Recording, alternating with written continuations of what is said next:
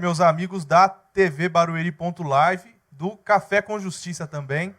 Estamos aqui, mais uma sexta-feira.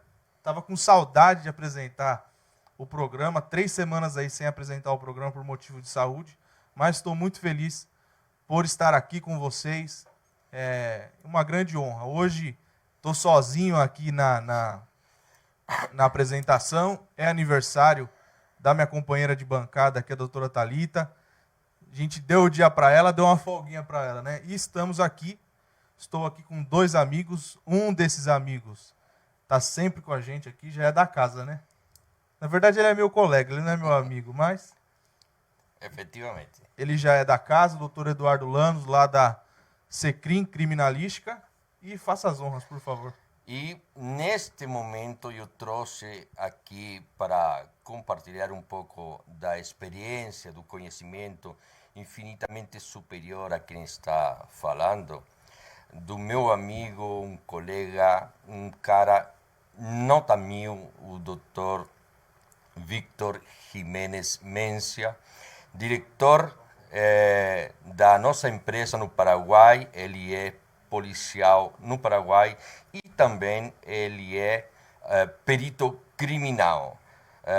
Eu trouxe ele porque ele participou diretamente comigo em mais de 3 ou 4 perícias em 5 dias de trabalho árduo aqui no Brasil, e vou deixar ele também falar alguma coisa se ele quiser se expressar da melhor forma possível, porque ele não domina o português, mas ele entende perfeitamente. Peraí, então vai ter um chileno traduzindo o paraguaio? Exatamente. Vixe.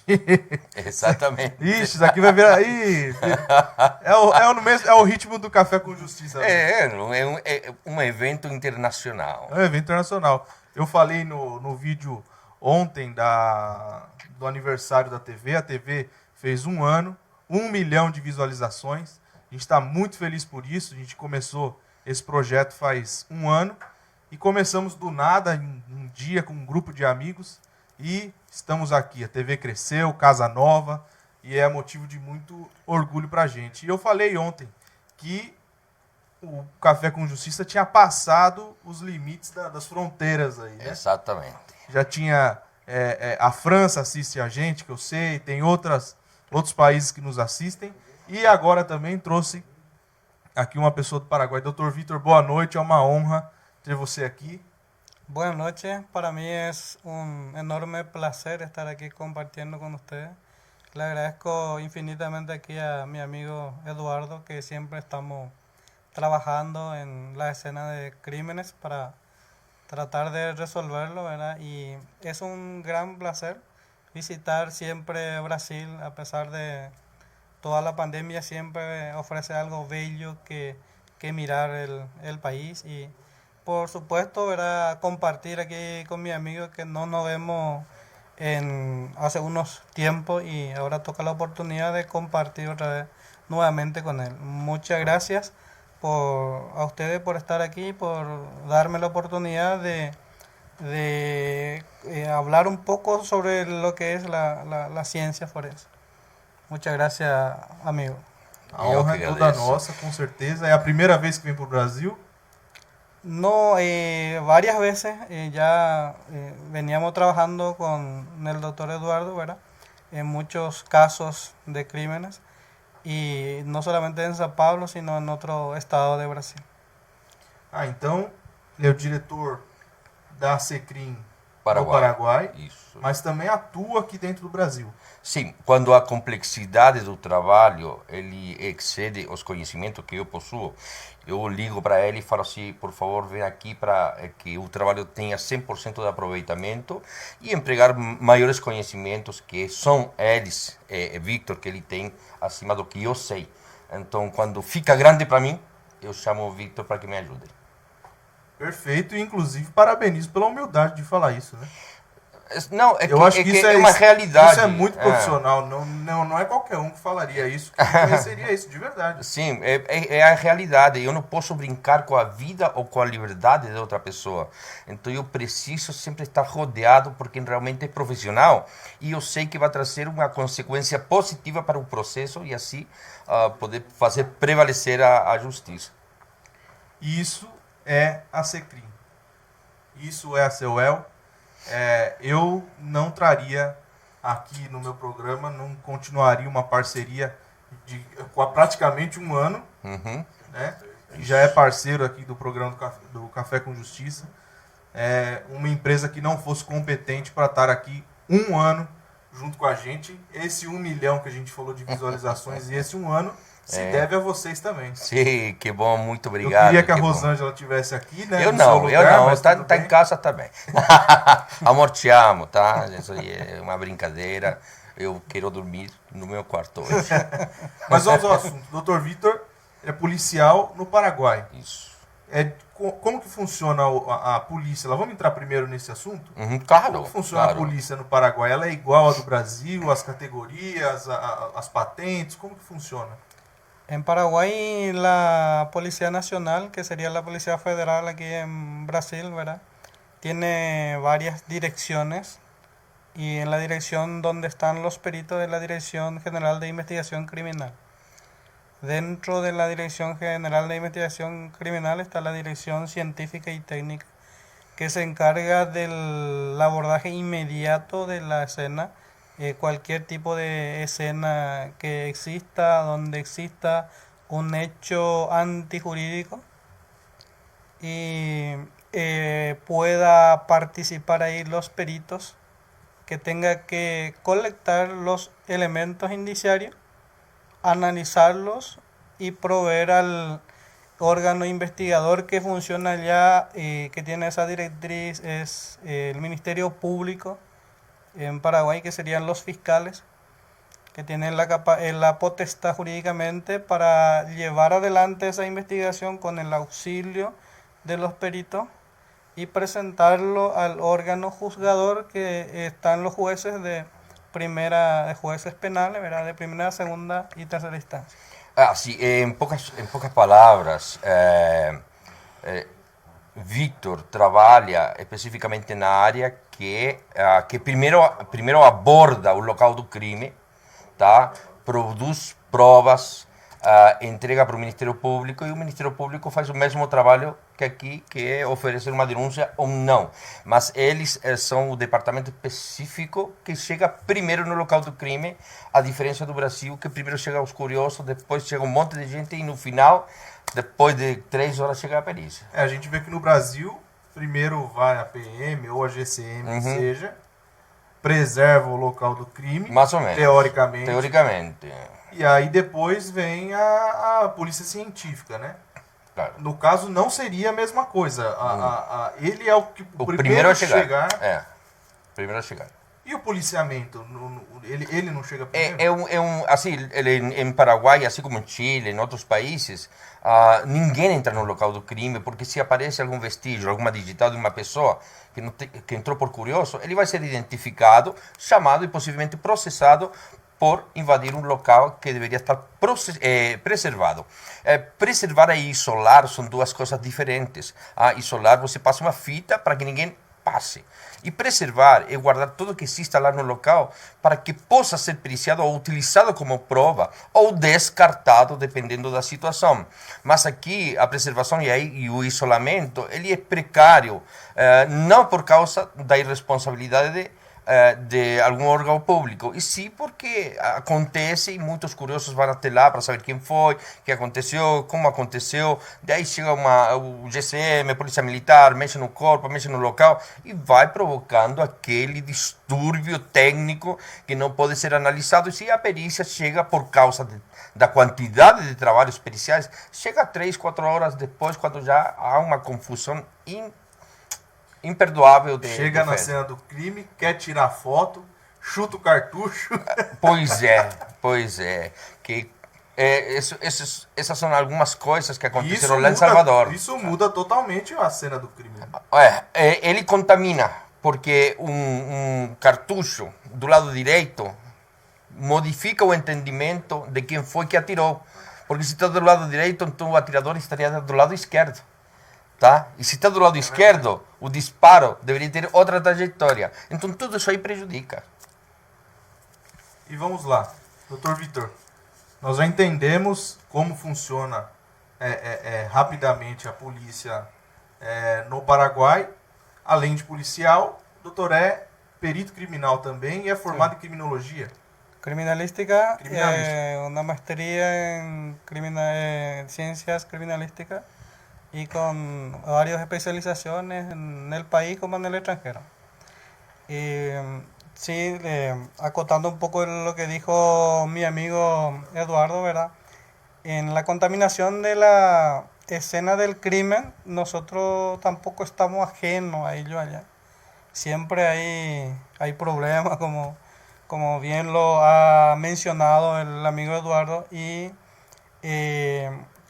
una escena mal preservada, y cuando llegan los peritos, entonces trata de hacer una buena preservación de esa escena, pero ya sabemos que existe ya una contaminación a partir del momento del arribo del perito a la escena, que éste a su vez se hace responsable de todo lo que esté ahí una vez que lo tome posesión o se le entregue la escena al perito investigador, ¿verdad? Que va con un equipo y un jefe a cargo, y a partir de ahí lo que pasa en la escena del hecho es responsabilidad del perito hasta que pueda entregar esa escena una vez procesado al Ministerio Público para que esto lo libere, o de repente, dependiendo de la magnitud del caso, pedimos que se lacre el lugar por si se requiera una investigación posterior a lo inmediato que ya se hizo. Bom, assim, em poucas palavras, para ser mais objetivo, ele também fala que no Paraguai existe a contaminação da cena do crime por causa de alguns curiosos ou profissionais que não agem da forma correta, e que quando eles chegam, muitas vezes o isolamento ou a preservação não foi a mais objetiva e acabou prejudicando. E isto, mesmo sendo realizado por mais de 3 ou 4 peritos que chegam no local, porque uma equipe tem que ter entre 4 e 5 peritos para que se resolva da melhor forma possível. Veja bem, a cena do crime é o início de uma investigação que vai ou pode trazer resultados, e se ela está contaminada, é o início de algo que pode prejudicar, mandando um inocente para a cadeia ou inocentando um culpado. Então, a preservação é importante em todos os lugares do mundo. E acontece aqui o problema de preservação, assim como também ele me acaba de falar que às vezes também acontece no Paraguai. Na sua opinião, você já visitou lá? Com Sim, certeza. sim. A polícia, Sim. ela tem a mesma força que tem aqui no Brasil? Não, a polícia aqui no Brasil não tem força. O sistema ali. Não. Lá, assim, ela é mais bem preparada? Como que funciona? sim, a polícia do Paraguai é muito melhor preparada que a polícia brasileira. Isso aí é indiscutível. Mas não porque os policiais sejam mais inteligentes, e sim porque o Estado lhe entrega melhores conhecimentos. Tá? O tempo de formação é maior. Por exemplo, Victor, ele se formou em Miami, na parte de acidente de trânsito. Ele tem um curso em Miami. Ele tem um curso em Nova York. Tá? Ele é professor de faculdade de criminalística e faculdade de direito. Ele também está se formando como advogado. Então, o policial lá, ele precisa adquirir conhecimentos cada dia para que ele não seja considerado simplesmente uma pessoa que está aí fazendo um número. Tá? Por exemplo, Victor teve uma formação de 5 anos para se tornar um perito criminal, fora e dentro da instituição. E que é uma diferença muito grande. Aqui não existe. Aqui o perito faz o curso e vai para a rua. Você é biólogo, vai fazer uma balística. Nunca fiz uma balística. Você vira, corre atrás. Exatamente. Entendeu? Exatamente. Então, quando você fala a polícia aqui é melhor preparada? Não, porque não há aquela direção única de falar este profissional só pode trabalhar nessa área. Não, aqui, você vai trabalhar aqui e amanhã você vai trabalhar lá. Mas vamos lá, para o assunto que nós trouxemos. Sim. O Dr. Vítor aqui, até pelo assunto que você trouxe ele para o Brasil. Sim. Né? Tem um caso que ficou bem famoso, teve bastante repercussão faz o quê? Uma semana e meia, 2 semanas 15 atrás? dias. 15 dias. Né? Onde ele era soldado? Soldado da PM de Salvador. Soldado da PM de Salvador, na Bahia, no Farol da Barra. Eu recebi o vídeo quando aconteceu e eu não entendi nada do que estava acontecendo. Vi um PM ali gritando, fazendo gestos, enfim, e depois fiquei sabendo que foi baleado pelos seus próprios colegas de trabalho.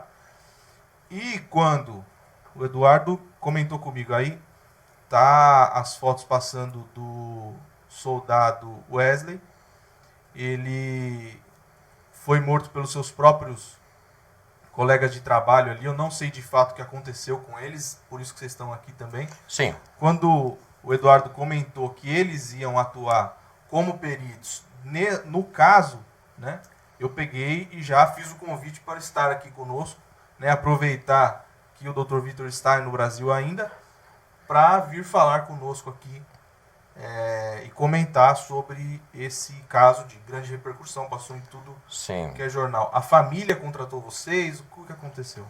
Olha, inclusive tem um print que eu tirei para mostrar, que passou num jornal, né? Isso. Esse jornal deve ser de lá. Sim, sim. Perícia particular contratada por ASPRA, deve ser sim, uma associação. A associação deles reproduz o episódio de morte de PM Wesley na Barra, e aí tá a foto dos peritos da Secrim. Uhum. Bom, nós fomos com 5 peritos, cada um com uma especialidade diferente para trabalhar na área. O que acontece? Que este soldado chegou no Farol da Barra com todo mundo para trabalhar, e quando... Ali era o posto dele mesmo. Sim, sim. E me parece que eu não tenho 100% conhecimento do motivo dele ter se negado a aprender trabalhadores que nesse momento estavam trabalhando de forma informal ou, por causa da pandemia, não poderiam estar no local. Então, ele se negou porque ele falou, eu me formei para proteger o trabalhador que está dentro do cidadão de bem. Então, ele falou assim, eu não vou deixar prender absolutamente ninguém. E por este motivo, ele se revoltou e se separou do grupo. Aí chamaram um tal de Bob, não sei o que é, e chamaram um negociador. O negociador fracassou, porque o negociador ele tem a capacidade e a formação de entrar na cabeça da pessoa que supostamente estaria fora de si e poder negociar da melhor forma a vida dele ou a vida de algum refém. Fazer desistir de alguma forma de qualquer intenção que a pessoa até tenha, pelo né? cansaço. O que mais chama atenção seja para tentar desistir. Né? O que mais chama atenção que o sistema determina que você tem que ir pelo cansaço. Aqui não, optaram por matar o soldado, tá? E com uma justificativa absurda. Então, o que nós fomos fazer lá? Determinar uma dinâmica, produzir provas e apontar futuramente responsabilidades, tanto na área da execução do trabalho policial, quanto na área de efetuar os disparos em cima do soldado. Para conhecimento de todo mundo aqui, tanto Vítor quanto eu somos licenciados em ciências policiais. Nós sabemos como funciona todo o sistema policial. Sabemos todo como se deve proceder neste tipo de situações. Teve a própria polícia, não sendo psicóloga ou psiquiatra, falou que o soldado teve um surto psicótico. Até para quem não sabe, começou a acompanhar depois, que nós temos um policial do Paraguai, Dr. Vítor, e antes de vir para o Brasil, policial no Chile, né? Exatamente. Então, assim, tudo o que aconteceu lá está sendo analisado para saber se estava dentro das normativas internacionais ou estava dentro de uma justificativa para acabar com um evento que já estava cansando a própria polícia. O que nós vamos fazer é um trabalho para determinar as responsabilidades, a dinâmica e a necessidade de tirar a vida de um policial por outros policiais que, se receberam uma ordem, foi uma ordem de origem criminosa que só pode ser dada por escrito para não ter responsabilidade, ou simplesmente por uma péssima avaliação do fato onde um disparou e todo mundo começou a disparar. O mais absurdo dentro deste caso é que no primeiro disparo que o policial levou, ele já foi para o chão. Mas teve mais 20 disparos em cima dele quando ele já estava no chão. E ele chegou a dar algum tiro ou não? Ele dava tiros para o ar. O tiro para o ar não é para você, é para intimidar ou para falar, olha, eu estou armado, cuidado. Mas do momento que ele não projeta sua arma para alguém, ou não efetua um disparo para alguém, aí não há nenhuma possibilidade de que ele seja considerado uma pessoa que pode cometer um crime pelo fato de estar armado. Até porque vocês podem me corrigir se eu estiver errado. Se a pessoa está atirando para cima, uma hora vai acabar a munição dela. Vamos Exatamente. Uma hora vai acabar, seja de fuzil ou pistola, o que ele tiver ali, uma hora vai acabar. E se a dinâmica é pelo cansaço, né? Vencer a pessoa pelo cansaço, eles deveriam ter esperado, né? Olha, existem duas Agora, alternativas. se ele apontasse para a arma para alguém, aí sim. Apontar não é disparar, porque quando você vê o mau policial, quando faz uma abordagem num carro, ele aponta a arma para o carro. O mau policial. Por quê? Porque se você tem uma família dentro desse carro, o mau policial está colocando em risco a vida de qualquer um que está dentro da família, dentro do veículo. Agora, o bom policial, ele vai parar o carro, vai identificar e o outro vai observar já preparado por se acontecer alguma coisa. Tá? Agora, neste caso, que nós fizemos? Segundo a polícia, ele efetuava tiros em 45 graus e poderiam atingir os prédios e poderia matar alguma pessoa. O que nós fizemos? Chegamos lá, levantamos nosso drone, o drone da empresa. No caso, a área do crime ali, Sim. ela foi preservada ou não? Não foi preservada, levaram os estojos, procuraram os projéteis, sumiu tudo. Tá? Então, continuando, nós levantamos o drone e fomos metro a metro verificando se existiam nas paredes dos prédios. As fotos do drone. Nas paredes dos prédios algum impacto de bala ou algum embate de um projétil de arma de fogo.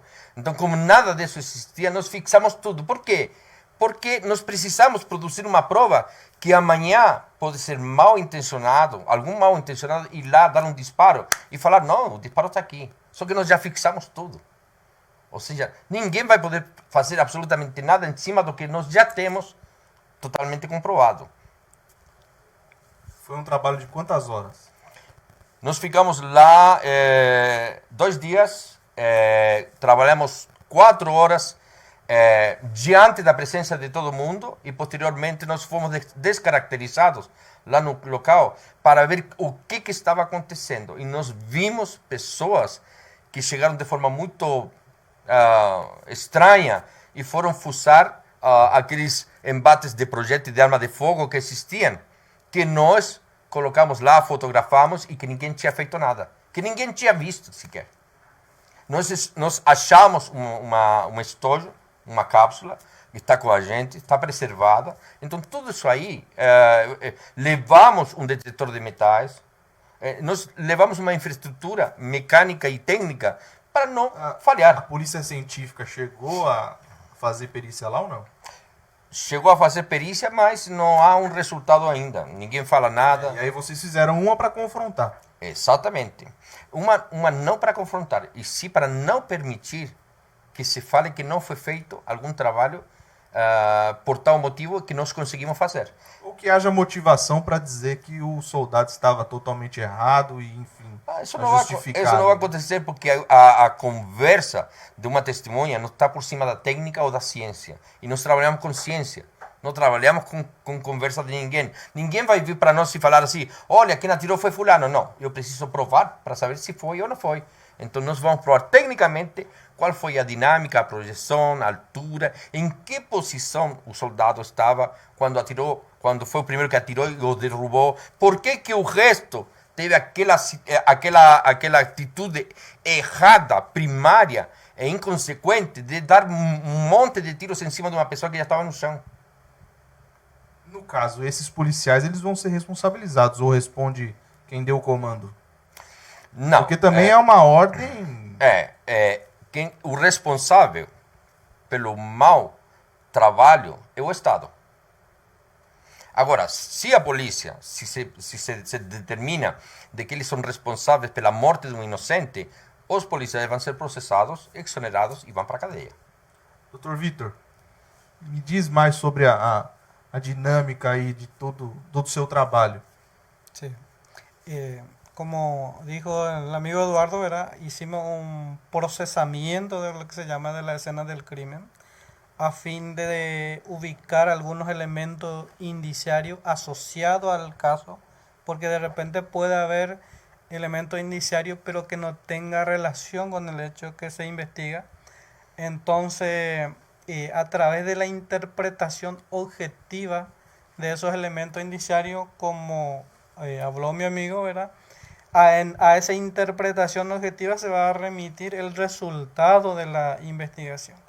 Es decir, si existe un disparo aquí, en la investigación se va a demostrar los efectos balísticos o balística de efecto que se le dice en determinado blanco impactado y cuáles son esas deformaciones estructurales que ha causado para poder a partir de ahí ubicar el origen del disparo o como se le dice técnicamente la fuente del disparo.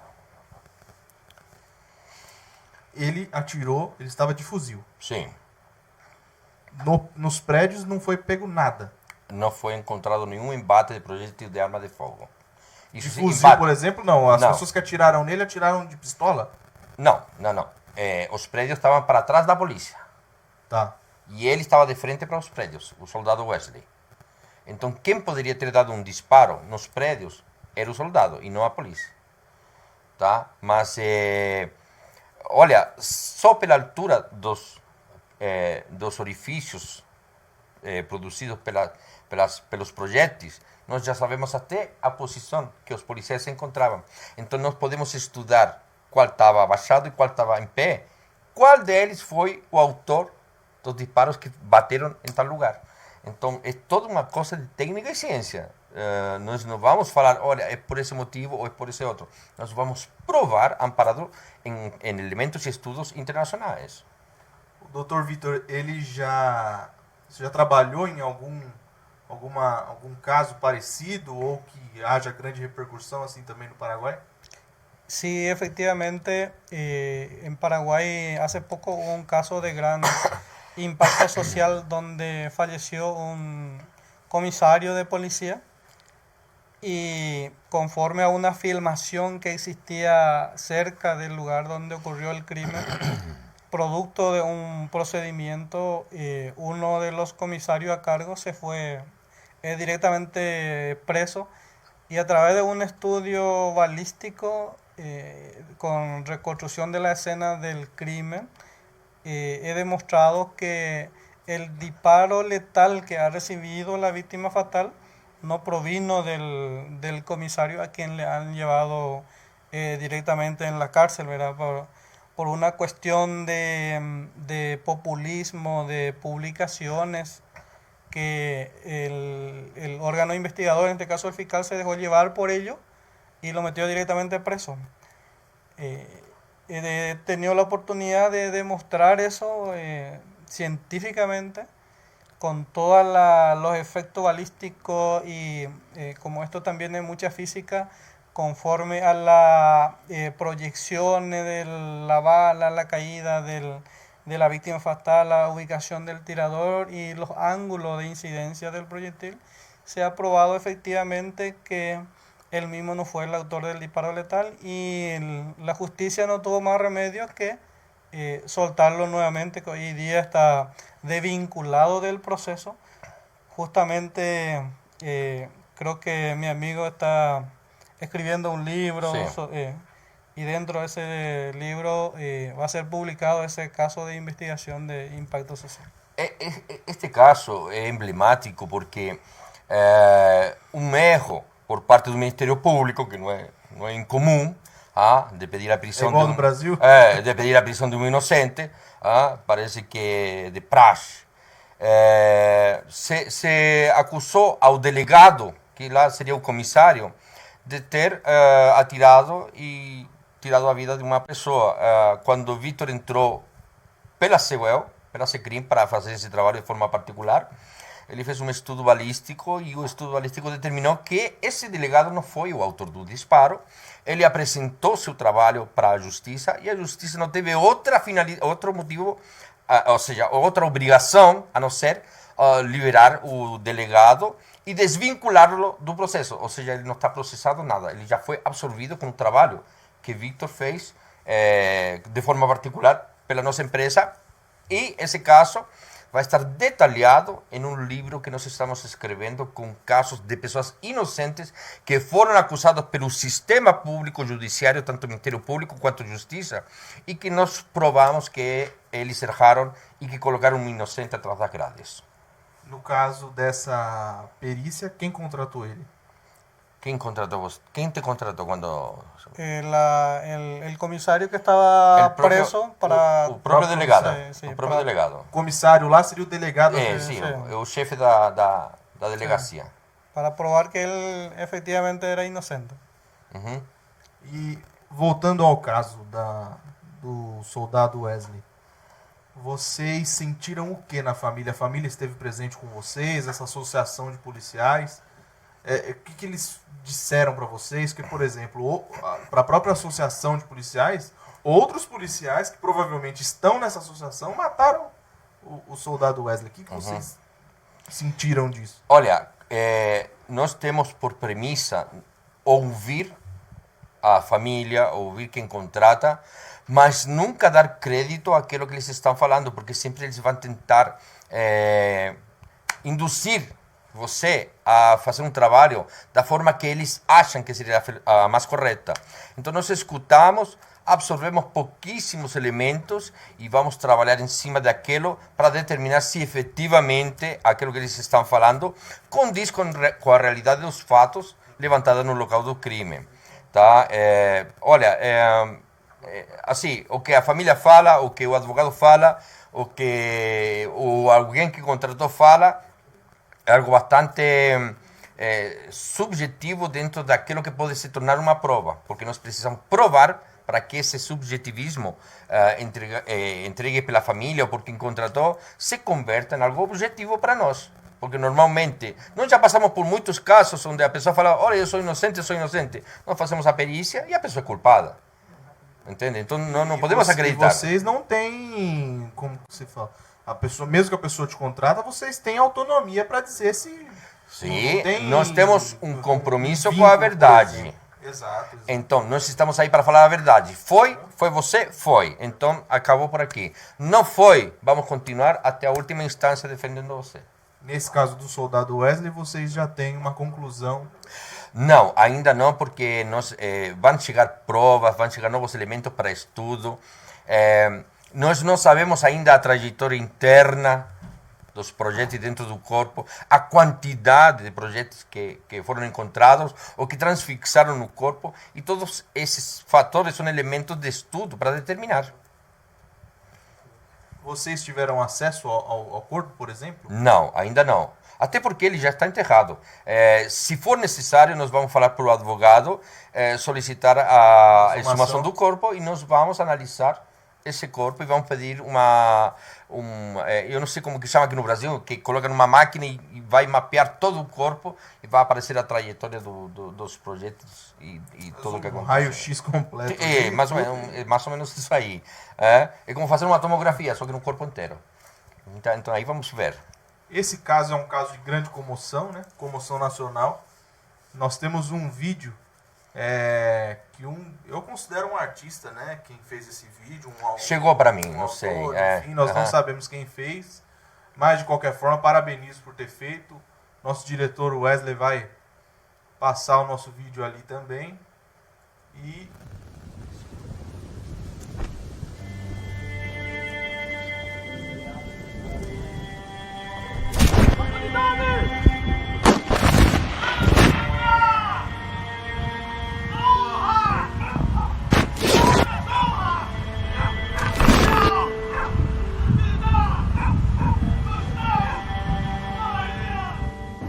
Um surto de liberdade, por Edivaldo Figueiredo.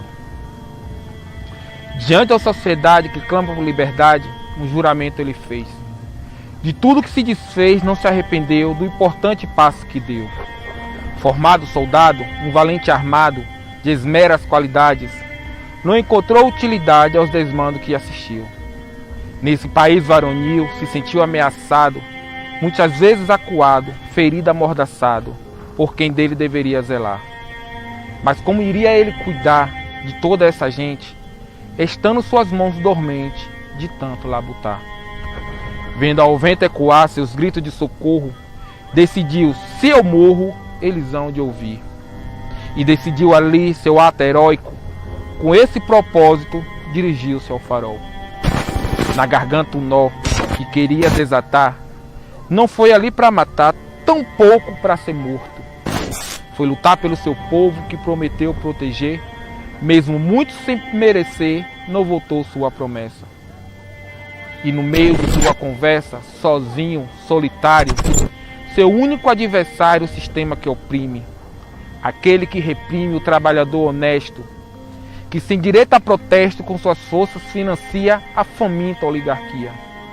E ali, sem hesitar, a ordem era calar o lobo solitário, exemplo temerário do poder que o povo tem.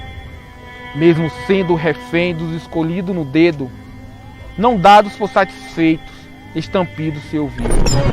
O corpo dele caiu, sua voz se calou, seu corpo esfriou, mas sua mensagem viveu. O povo reconheceu que seu herói não os abandonou e com sua vida pagou como tinha prometido. Sobre seu corpo caído, uma nação se deu conta que se continuar a pagar a conta, todos ficaremos inertes, calados, subjugados, como Wesley.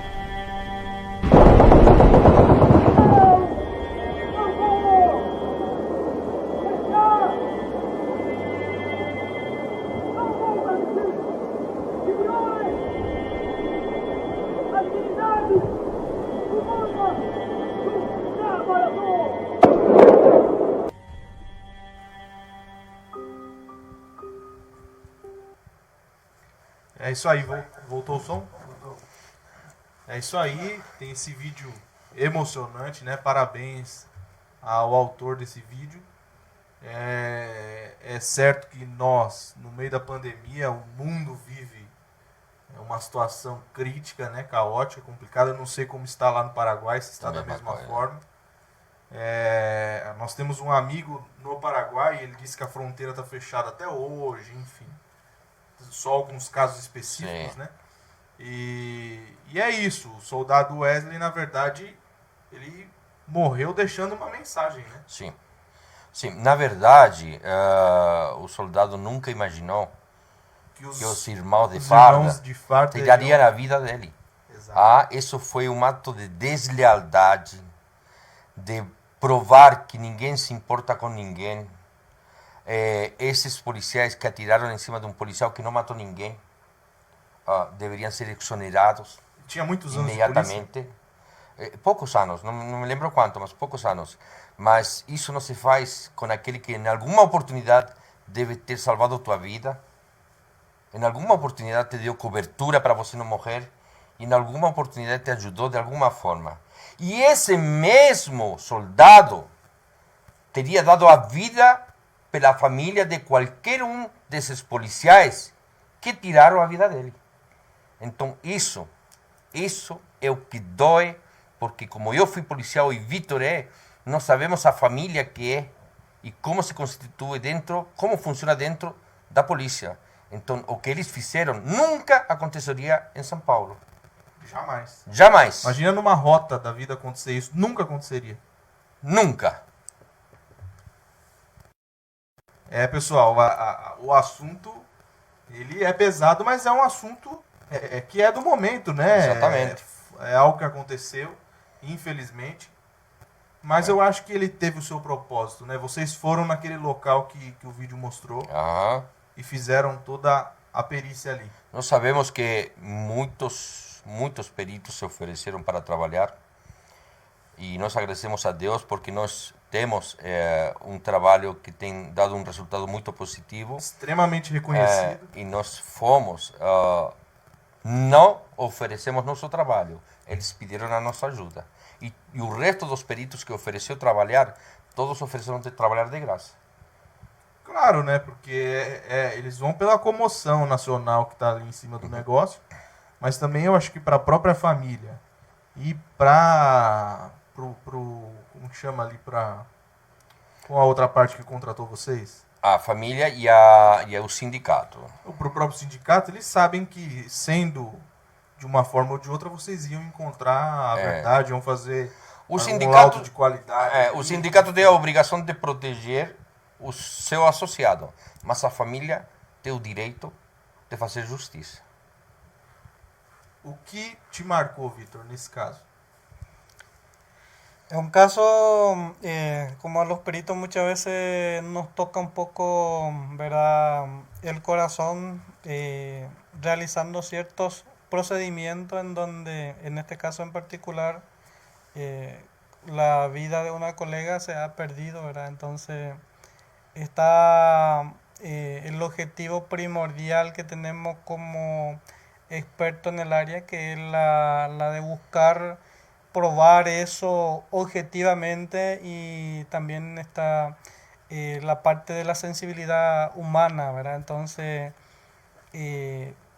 debemos tratar de separar esa situación, también sin dejar de ser humano, porque pensando en ello también, pero nuestro trabajo debe estar, a pesar del dolor interno que nos pueda producir, debe estar versado exclusivamente, como habíamos dicho, ¿verdad?, en los elementos de prueba que se ha colectado y que se va a ir recabando más para poder llegar a una conclusión final que va a ser presentado por el doctor Eduardo.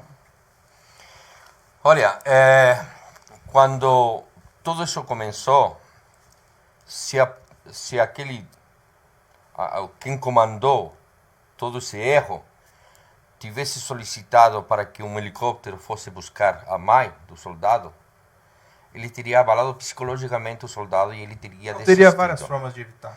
Várias. Teria sido pelo cansaço, como eles fazem com bandidos. Mas verdade, o bandido ele não mata. Bandido não mata, bandido espera, bandido leva a mãe, bandido leva o pai, o filho, mas para o soldado que estava do lado dele, foi melhor matar. É verdade, esse pensamento eu ainda não tinha tido e ele tem total razão. Exatamente. Bom, meus amigos, está chegando ao fim da nossa entrevista. Lamentável. Foi uma honra ter o Dr. Vítor aqui. Quer deixar alguma mensagem? Para mí es un gran honor participar con ustedes aquí, y como había manifestado, gracias nuevamente a mi amigo aquí que me invitó a este programa a través de ustedes también, ¿verdad? Y muchísimas gracias por darme esta oportunidad de estar hablando de lo que en realidad nos gusta hacer, que es la investigación, pero desde el punto de vista científico, basado siempre en elementos producidos en el momento de la comisión de los hechos. Entonces, disculpe. es un placer siempre estar por el Brasil, muy lindo en todas en todo su estado, y en lo que me ha tocado visitar al menos, muy bonito. Sí, ontem tivemos gente muy hospitalaria, sí. Sí, o brasileiro Brasileiro até recebe de braços abertos. Duro foi fazer um trabalho desse no Farol da Barra, que é lindo, né? Olha, você acredita que 6 anos atrás, no mesmo dia, no mesmo horário, eu estava lá fazendo outro trabalho? Foi coincidência. Caramba. Mas eu, para tirar um pouco daquele peso, daquela dor dessa família, daquela injustiça, de tudo que há de mais errado entre próprios colegas, irmãos de farda, no outro dia fomos fazer um acidente de trânsito com vítima fatal no Rio de Janeiro e sobrou um tempinho. Eu falei, meu amigo, você conhece o Cristo Redentor? Falou, não, então vamos lá. Então você vai conhecer. Fomos lá, ele conheceu, adorou. Lindo, né? Ele nunca tinha tido essa experiência, tirou fotografias e de lá ele me perguntou, e esse é o Pão de Açúcar? É. Legal, então vamos lá. E fomos no Pão de Açúcar e pegamos o elevador e tudo isso aí. Foi fantástico. Foi mais para tirar aquele peso, porque o perito trabalha em casos onde a gente não pode se entregar como pessoa, e sim como profissional. Mas quando você faz um trabalho onde atinge um fator que te faz, que te toca... Né? Não, porque eu fui policial, ele é policial. E quando você vê uma situação assim, onde um bandido, um desgraçado, tem todas as oportunidades do Estado através de um bando de incompetentes, esse mesmo bando de incompetentes vai e mata um irmão de farda. Então, é terrível. Bom, te agradeço por estar aqui. Eu que agradeço. Como sempre, a parceria entre Isso. o Café com Justiça e a Ceuel Criminalística. Eu queria agradecer também e falar para vocês que eu fico melhor de bigode e de barba, porque assim parece uma bexiga, então vou deixar crescer de novo. Diretor Wesley tá rindo ali que não se aguenta, né?